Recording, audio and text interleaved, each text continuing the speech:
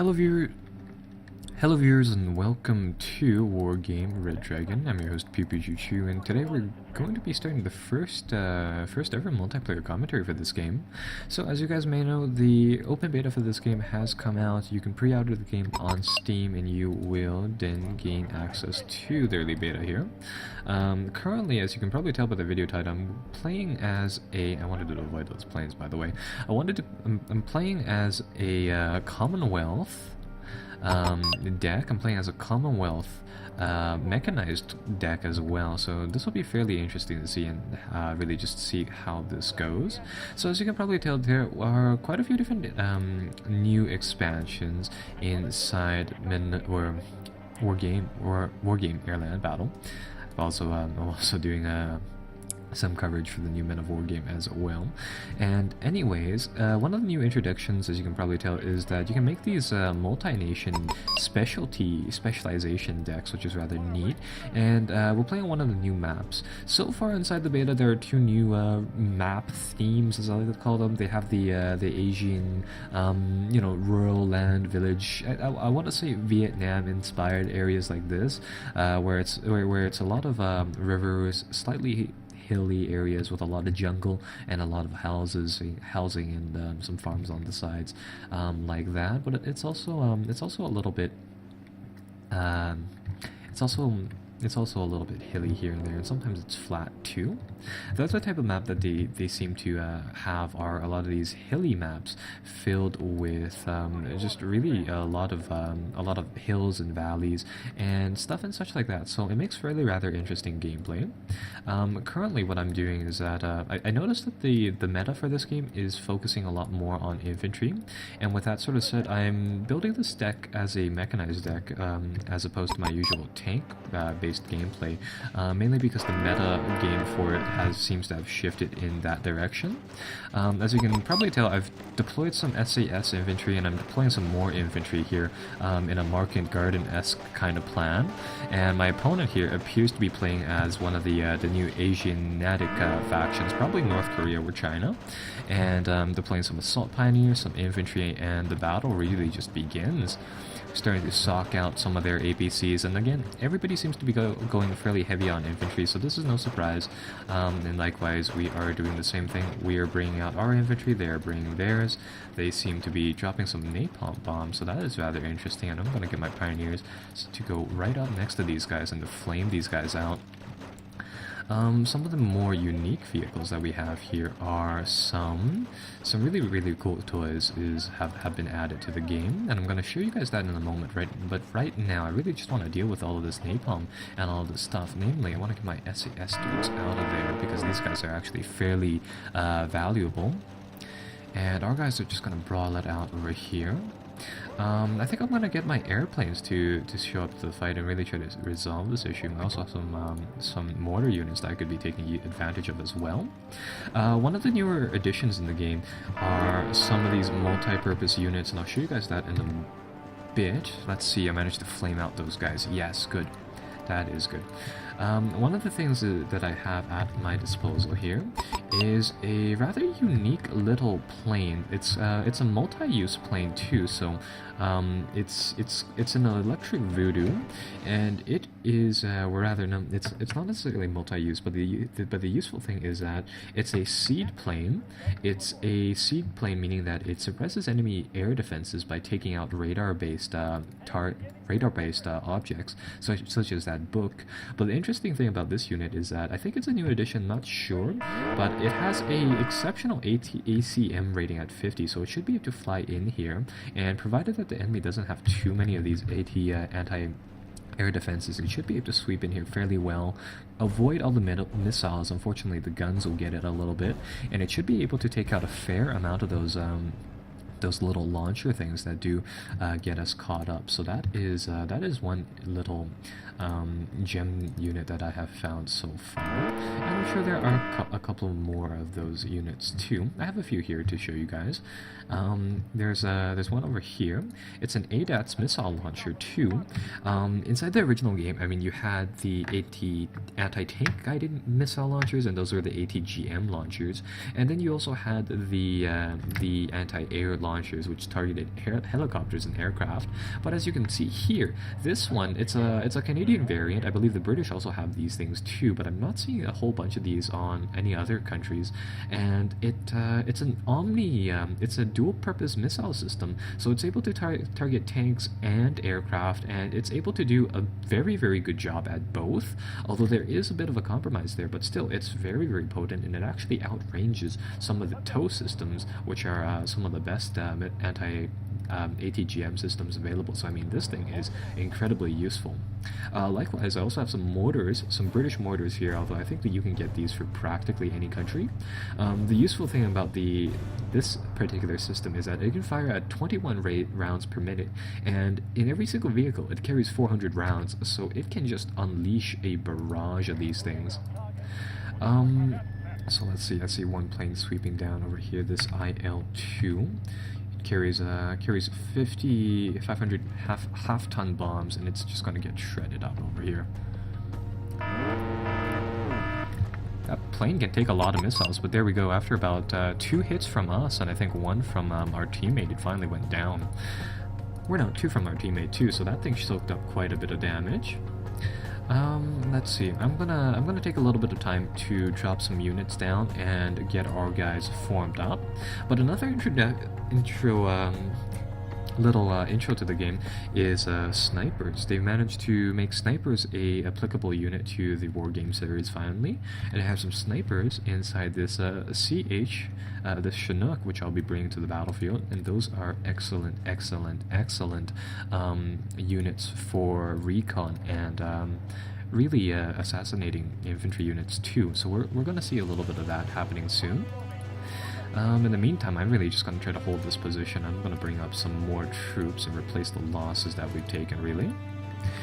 As soon as our electric voodoo setup is ready, I want to call them electric boogaloos. I want to take out their anti-air back here too. In the meantime, let's see what we can do with some snipers.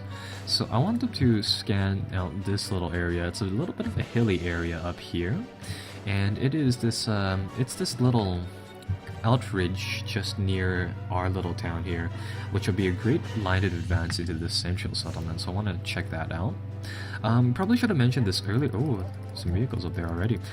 Probably should have mentioned this a little bit earlier, but we're playing on the destruction game mode, meaning that all we really had to do to win is to destroy all of the enemies' units. And with that sort of said, let's just scout this area. I don't want to deploy my snipers, which are fairly costly, into nowhere, into the abyss, really. Essentially, all of these units, they'll have a point cost associated with them, and as we destroy units, we will gain up victory points until whichever faction hits the 800 point cap.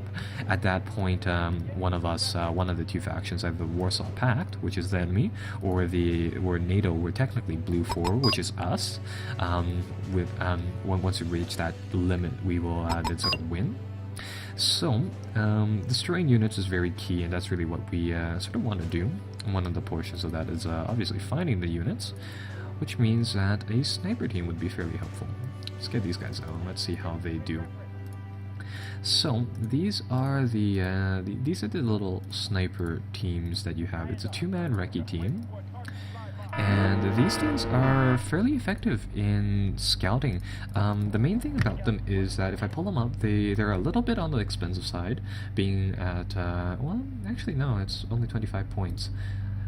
Though I do believe it says here that they are at 50 though. Oh, I see. It includes the helicopter, so they're actually fairly cheap then for what they're worth. The good thing about these snipers is that they carry obviously a long-range sniper rifle that can pick off guys just incredibly well at range at 1.5 kilometers, and they can also take out vehicles too, though they're not that effective at it, obviously. The good thing about them is that they have exceptional stealth and very good optics, and they're also very fast for a land unit, meaning that they make excellent scouts in which we can use that to our advantage to spot for our artillery for one, but to also use them to gain intel on hard to reach locations here and there. I want to get rid of that enemy scout, so I think I'll get my mortars to try to take it out. They're gonna fire on us. We need to get out of there. Yeah, these recon teams, though, they are very, very brittle. As you saw there, we took one loss right there on this particular unit, and if you lose both of the people inside the team, obviously the unit disappears. So you do have to be careful with them. Let's see. Ooh, that T-34 or that T-35 is still around too. I want to get rid of that as well, so I'm gonna get these infantry that's just arriving to take them out. And I call this deck Kiwi soldiers because it depends a lot on the Aznek faction and their infantry mainly. It's a reference to a scenario in another game that features well, you know, the Kiwi soldiers. They're really, really effective. So I want these guys to really just climb up here, and I want to get rid of that tank, and I also want to check out that village, of course. Because as soon as we figure out where the enemy is hiding inside that village... Oh, there we go, we managed to pick off that enemy recon helicopter, which is good. After we clear out that village, I want to take out their command vehicle over here, and that'll cost them quite a few points. So let's do that. And what are they doing here? They're moving some tanks going off the silhouettes. These vehicles. These APCs should not be entertaining the fight. I'm going to get them to pull off. In the meantime, I see some T-54 AMs over there. I'm going to see if I can reload my tow launcher at this at my allies' little logistics vehicle here, so then we can get them resupplied, and we can get them in the fight too. And I'll get the mortars to target that group of tanks. Let's see, what do we have here? We're starting to lose some cargo trucks. Where do we even have cargo trucks? Oh, I see. They're starting to shell us. They're starting to shell our artillery units. Alright, well, in that case, we are going... Ooh, that was close. They've introduced a few new artillery types, mainly this actual high explosive stuff, which is really rather deadly. And they managed to pick off one of my two artillery units, unfortunately, so we're going to have to pull back from that area. And over here, really want this missile launcher to be loaded. We really need a few more shots off of that. Looks like they want to come up here. I see a T-80, and these are horrendously expensive Russian tanks. So if we manage to pick that off, that's 180 points for us over there, so that is good too. Now, let's see. Oh, and some more tanks up over here on this ridge. That is a large blob of tanks, so I'm going to call in my bombers to take that out. I have some of these bombers which are really, really rather nice. They're F-111 CSs, and these are, again, Aznek troops. These planes, well, they fly very fast. They don't have very high ECM, but they carry 8 of these 1 metric ton bombs, which should be able to just eradicate everything, assuming that they don't get hit terribly badly. So yeah, it'll just eradicate things like that, and we managed to get a good, I'd say, 300 points worth of kills right there. So very, very nicely. I'd trade my 1 infantry squad for that. Again, unfortunately, they don't live very well if you fly them in enemy territory, though. So that is one downside to them. And I think continuing off of that, you know, just as a secondary play, let's bring up some of my tow launchers here. Yeah, our infantry is not gonna live through that. I think I'll get my electric voodoos to come in here and make a sweep, and I want to see if I can clear out the enemies' radar launchers, so then we should be able to conduct even further operations with those bombers, because they're fairly effective, although the downside to them is that they're really, really rather brittle. I see 2 books right there. Those are radar guided missile launchers. Managed to get one. Are our planes gonna be alright? Yes, they are. Good, perfect. And it looks like we managed to sock another one of those high value tanks too, so that is another plus once again. This battle is going, I've got to say, really well for us. We are in the lead by a good 2,000 points on our enemy, and they're bringing in some of the Russian Stalin's organs, those big rocket barrage things. They have 2 of them in the middle of the town there.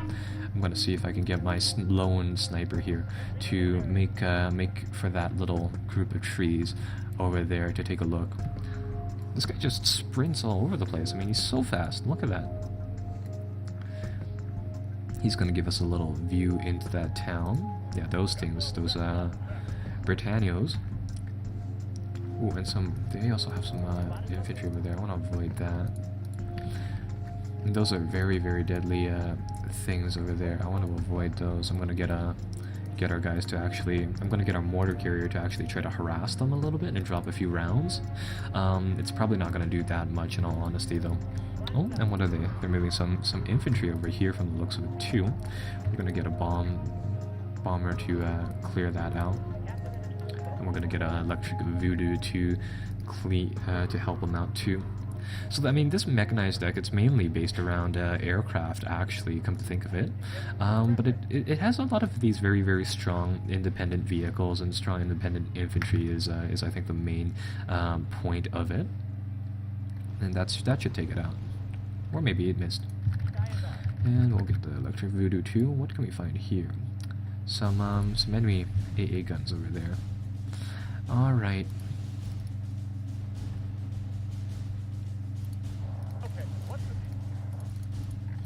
Now let's see what we can do over here. I'm seeing one of the enemy comms vehicles too over here, and that is actually a pretty valuable target, coming in at 120 points. It's almost as valuable as one of those really rather heavy tanks. Yeah, unfortunately the metagame has moved to the point where those high value tanks, they're honestly just not that effective anymore, just simply due to the strength of infantry and the strength of well, practically everything else. So with that said, there's no real point in buying them anymore. I'm gonna get my air superiority fighter to make a run here. They appear to have some sort of gun-based thing, some gun-based AA thing over there. Those aren't necessarily that effective versus these some of the higher tiered planes like we have over here. So with that said, we are able to get through those areas fairly efficiently. And holding this town is just it's really just the only thing that we're doing right now, but it's very rather difficult, seeing as how it's just a war of attrition over here. In fact, there's barely any thing of a town here now anyways. All of this land is just flat. Oh, but I want those 2 Tungustas dead. Come on, let's see if we can nick both of them. Got one of them, that's good enough.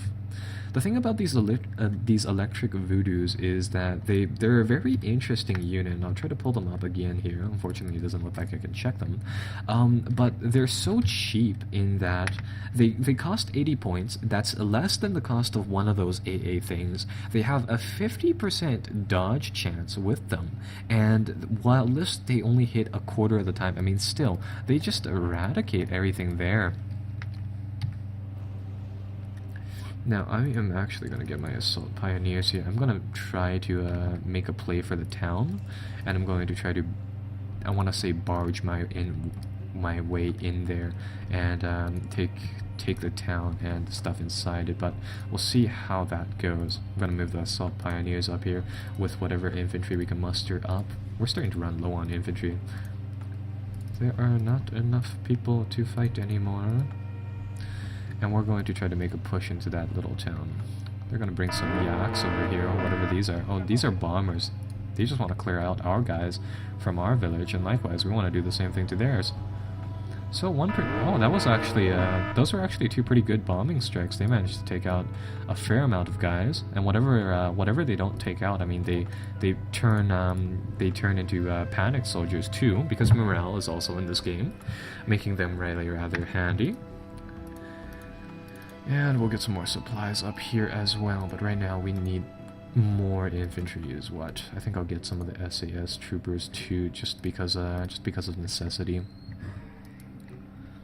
What is that? That is just that is some sort of lone APC thing that appears pretty effective too.